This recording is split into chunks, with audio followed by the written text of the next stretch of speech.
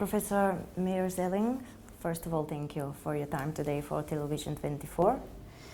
How much, I will be direct to the subject that we are going to talk today, public administration. We had the report from European Commission and etc. So I will ask you my first question. How much public administration should have a country with inhabitants like ours? Hi, Lepa. First of all, thank you for having me here. And this is a really big question to start with, and there is no easy answer to this. I think if you say, what size should a public administration have, then there is no right and wrong answer. Because the size of the administration, in terms of the number of people who work in the administration, really varies greatly across the OECD, from 10% of the workforce to 30% of the workforce. The Nordic states, Denmark, the Scandinavian states have 30% of the workforce. Macedonia, North Macedonia, somewhere in the region of 20%, depending on the measure and information source that you use. So it's maybe at the higher end, but it's not too high, you could say. It's difficult to say what is too high there. It also depends a little bit on the size of the country. In a smaller country, it's more difficult to have economies of scale. How do you want to otherwise deliver your services? So in a smaller country, often you have more state employees. Montenegro has a higher number of state employees than North Macedonia has, as an example. If you have a country that is very broad, very large, again, you need more people. So it's very difficult to say what's the optimal number of employees. In almost every report of European Commission, we have criticism that there is huge but ineffective public administration, fortunately. The opinion of the citizens is that every political party increases the number of employees, forming a so-called party army for voting. You must heard about that. Of course, yeah. How to solve this problem? It's been pointed from EU for so long.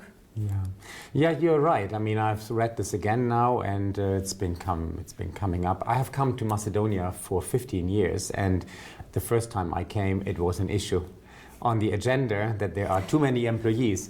So how can this be resolved? I think the problem or the dilemma is that you may have a large administration, but if the capacity of the administration is low, then it's not good to have too many employees, right? So you could say, put it a slightly different way. If you have many employees, but they have a lot of competencies, they are professional, then maybe you create a lot of capacity and you can deliver your services to citizens more effectively. And I think the challenge or the criticism towards the North Macedonian government is that there's a large administration and many of them are party appointees, cronies, subject to family and nepotism. Yeah? Yes. And this is an issue. This is, of course, a problem. You don't have it only in North Macedonia. You have it in other parts of the region here. You have had it in Central and Eastern Europe, the countries that have joined the European Union after the fall of communism as well. And so the only way you can probably tackle this is by rigorously following merit recruitment procedures and implementing them every time. Should ethnicity play a role in employment in public administration, considering that in the country there was a tool, a balancer according to the Ohrid framework agreement, that has been abolished, and now a new legal solution for fair representation has been announced. Do we need special laws for this? Do we need special laws for that? I mean, let's put it this way. I mean, when the Ohrid Agreement was signed with the implications for equitable representation in public administration, it was probably a good thing at that time, and it probably was helpful. I mean, just in numeric terms, you have a much larger proportion and number of ethnic Albanians working in the administration. So a key objective has been achieved. I think you have to recognize that. It has been often associated with overstaffing, of course, and inefficiency, and as you call it, cronyism. But I think actually it's more a matter of reforming it. I mean, keeping it, but reforming it. Yeah? Let me briefly explain what I mean by this. Yes. If you go to other countries across the Western world, Belgium, Switzerland, Canada, they have similar systems. It's often based on languages. Yeah? So it's not unusual what we see here in North Macedonia. However, in order to not lose effectiveness, it's very important to maintain high merit recruitment standards. Now, the challenge for North Macedonia may be that you try to reach the numeric objective, but you don't manage to reach the same merit standards. What can you do? So what can you do in order to make it work better? Maybe invest more in education in order to have higher quality applicants for public administration so that you can enforce high merit standards. Maybe provide more training for those who are coming from an ethnic minority background. Maybe providing particular career pathways for them. So I think it's more a matter of trying to manage the system in a way that you can generally raise the merit standards. And then it's a system that can work very well. And we know from other countries it is working well. And where the merit standards are high, we also know that, it's associated with better performance, more trust, citizen trust in the administration. It has a lot of beneficial effects, right? You just need to raise the standards of those that are coming through the equitable representation mechanism. But do we need a new law now for this? What do you think? I think it's more a matter of creating an infrastructure around the law to make sure that those that are coming through the equitable representation mechanism have themselves a higher merit standard, and that when they are entering the administration, they get more training and they get more support when they are progressing and advancing during their career. And for instance, the training system in North Macedonia for the civil service is still in the making. It's not fully developed. So you could say it's something very important. Work on the training infrastructure, and it will help you to raise the standards of those recruits, those new public servants who come from an ethnic minority background. Yes. If we make a comparison with the other countries from Western Balkans, or maybe from EU, because we are planning to be a member from European Union, where does the country stand on the table? Functional public administration. Oof, this is also a really difficult question, I have to admit. So I think if you look at the basics in place, like the legislation that is in place, these are all the public administration framework. These are all parameters that have been met here. So it's much more about improving the implementation of those laws. This is something where in Western Europe or the old member states, and increasingly also the member states that joined in the mid-2000s, the implementation of those public administration laws, such as the civil service law, is probably of a higher quality. There are also problems, but it's a higher quality. And here you often have a gap between the law that has been adopted and the implementation on the ground.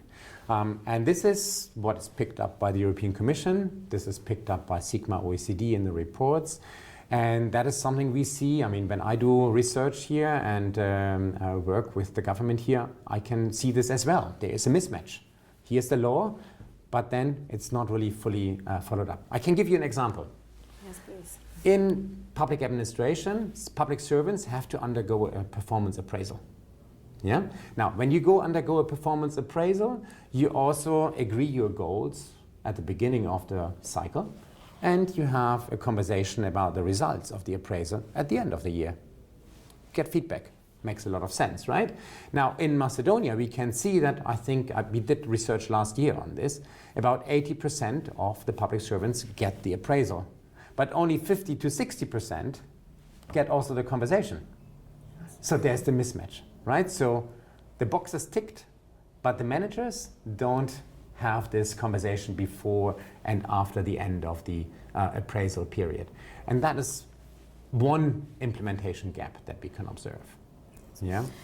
With these results, are we ready for EU membership?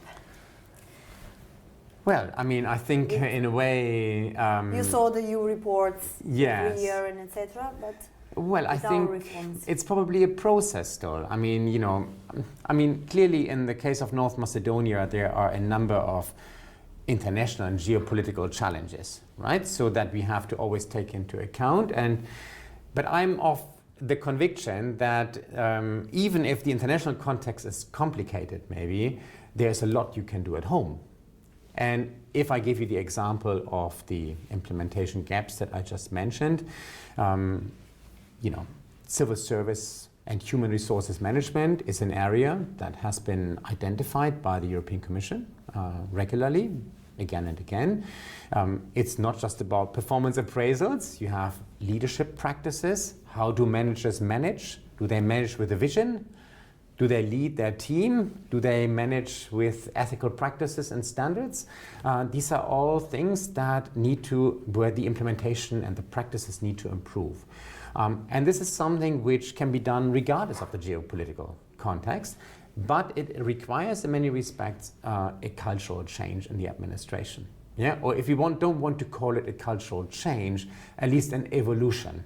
Yeah? A gradual improvement where the culture of the administration becomes more professional, where managers manage, where they lead, where they coach their staff. In this way, you gradually come closer to the standards that we observe routinely as a matter of normality in Belgium or France or Denmark. Yeah? So I would think, answering your question, when it comes to public administration, well, probably North Macedonia is not ready. However, North Macedonia knows what it has to do. The North Macedonian government and the Ministry of Public Administration, in fact, they know what to do in order to improve practices to meet the standards that are required to deliver and be a full member. So what is your message to them? Well, my message to them is really get out and roll up your sleeves and get into action. I mean, as I think I said, so the European Commission, Sigma OECD, RESPA, they come with a lot of advice, Weber, they come with monitoring results, and this implies, actions that can be taken.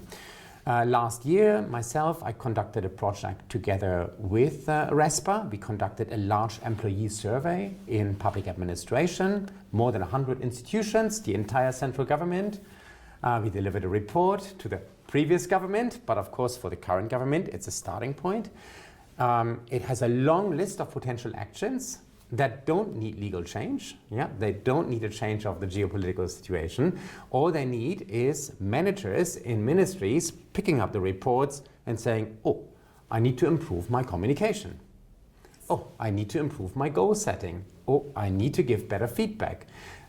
And if I do this as a matter of working practice, then my administration, my organization will work better. And so this is my message, where regardless of your context, there's a lot you can do like this, and there are lots of evaluations coming your way, and pick them up and work with them. Yes. That's basically what I say. But I hope, of course, very soon North Macedonia will be a member of the EU. And I'm, of course, very optimistic and very confident. I am always. Thank you for your time. Thank you, Lepa. It was a pleasure.